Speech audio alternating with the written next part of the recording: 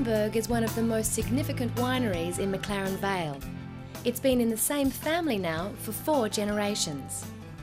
The legacy of Darrenberg started when Joseph Osborne purchased the original vineyards in 1912.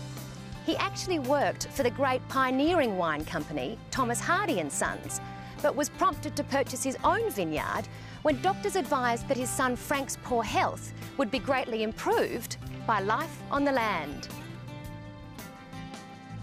Situated in the hills 4 kilometres north of the township of McLaren Vale, the climate is Mediterranean, with cool, wet winters and long, dry summers. Fruit from the initial 96 acres was sold to local wineries, but Frank commenced construction on his own cellars in 1927, with the first vintage being released the following year. The famous red stripe appeared in 1959, when third generation Francis Darrenberg Osborne, universally known as Darry, took over managing the winery. It's now your 61st vintage. What was the first one like? Well, it was pretty old-fashioned, I guess, because when I started in 1943, we had draft horses to work the vineyard and so on, so it was all very tedious, and the old crusher and so on was driven by a petrol Kero engine, not very powerful, no electricity in those days. We had our own lighting plant, but vintage was very antiquated, I guess, and all hands-on, hand press and forking the tanks out, and we had a couple of pumps, but yeah, it was very old-fashioned. Many of the vines planted back in 1912 are still bearing fruit today. Although a number of the vineyards have been expanded and replanted, the original vines were preserved and formed the backbone of some of Darrenberg's premium wines. Darry, you're a custodian of the old vines.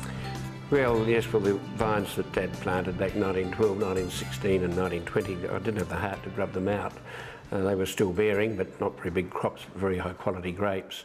And as we've realised over the years, the old vines produce very good wine, and so we've kept them all. And we've got Grenache, which we call custodian Grenache as a result, and we've got the Shiraz, which we call dead arm Shiraz, because of the dead arms that develop on the vines over the years.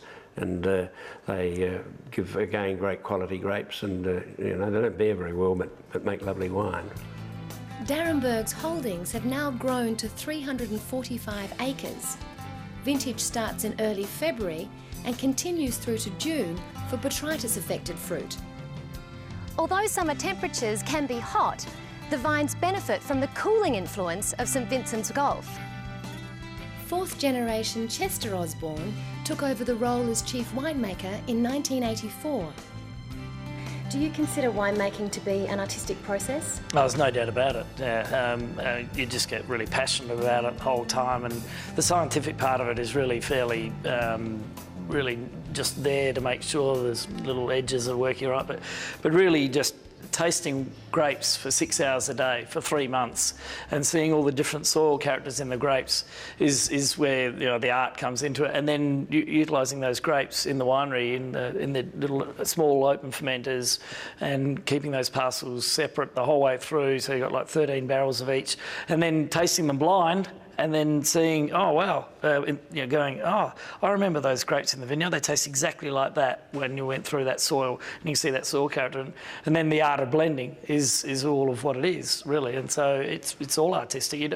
I don't measure anything in the vineyards, and we hardly measure anything in the winery. It's a very natural process. So it's all about art. Renowned wine critic Robert Parker commented that the portfolio of high-quality wines produced by Darrenberg amazed him. The old concrete fermenters and basket press are still in use. Oh yeah, absolutely. No, very important for our scenarios with small batches. But also the submerged cap open fermenters, so the skins are held down inside the fermenter, and it's a very, very gentle way of extracting the grapes. There's no plunging, no pumping over. The only other thing we do is foot tread at about 3/4 of the way through the ferment, just to mix it all up. And then basket pressing, as you can see behind us, that's also a very gentle technique that doesn't break up the skins too much, and so you end up with a more elegant wine. But the grapes are so powerful that you need to be gentle so that you don't overblow the wine. So what's next for the famous red stripe?